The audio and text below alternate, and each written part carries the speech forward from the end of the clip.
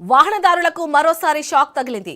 Petrol diesel ధరలు మళ్లీ పెరిగాయి. పెట్రోల్ పై 86 పైసలు, డీజిల్ పై 83 పైసలు పెరిగింది. 4 రోజుల్లో రెండోసారి పెట్రోల్ డీజిల్ ధరలు పెరిగాయి. 4 రోజుల క్రితమే పెట్రోల్ డీజిల్ పై 3 రూపాయల చొప్పున పెరిగాయి. పెట్రోల్ ధరలు మళ్లీ పెరగడం సాధారణ ప్రజలపై అదనపు ఆర్థిక భారం మోపుతోంది. అంతర్జాతీయ మార్కెట్లో క్రూడ్ ఆయిల్ ధరల మార్పులు, రూపాయి విలువ పడిపోవడం, కేంద్ర రాష్ట్ర పన్నులు వంటి కారణాలు ఈ పెరుగుదలకు ప్రధాన కారణాలుగా నిపుణులు చెబుతున్నారు. ప్రస్తుతం పెట్రోల్ ధరల పెంపుతో ఉద్యోగులు, చిన్న వ్యాపారులు, మధ్యతరగతి కుటుంబాలు రోజువారీ ఖర్చులను నియంత్రించుకోవాల్సిన పరిస్థితి ఏర్పడింది.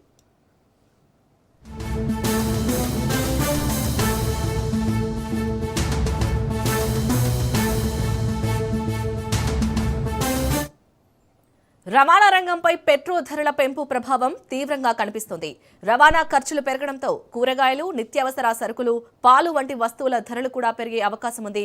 ఫలితంగా ద్రవ్యోల్బణం మరింత పెరిగి సామాన్యుల జీవన వ్యయం అధికమవుతుందని ఆర్థిక నిపుణులు హెచ్చరిస్తున్నారు.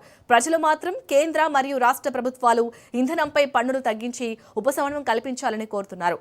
మరోవైపు ప్రభుత్వం అంతర్జాతీయ పరిస్థితులు మరియు చమురు దిగుమతుల ఖర్చుల వల్లే ధరల పెంపు తప్పదని వివరిస్తోంది.